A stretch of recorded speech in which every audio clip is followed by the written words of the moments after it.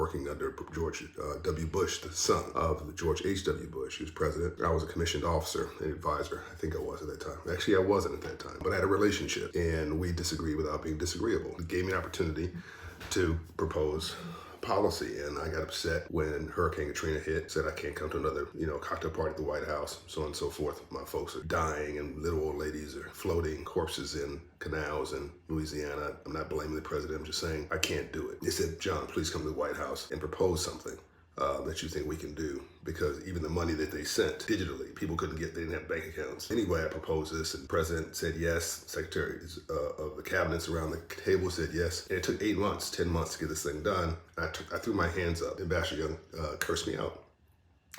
One a few times he did. He said, John, knock it off. Be skeptical, but don't be cynical, because when you're cynical, you've lost hope. He said, your job is to assume that the president is a good man with bad policy and bad advisors. I want you to go in there assuming he's a good man, give him good policy and give him good advice, and a way to make him look good, to turn this thing into our advantage. It's not about you. It's about us and we. It's not about me. It's about we, right?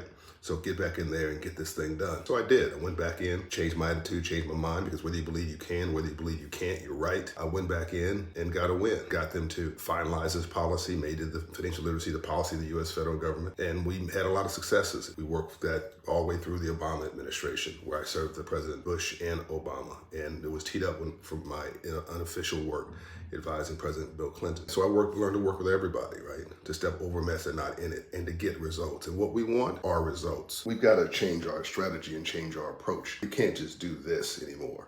You can't just walk anymore. You can't just protest anymore, loud and rambunctious. You got to be smart.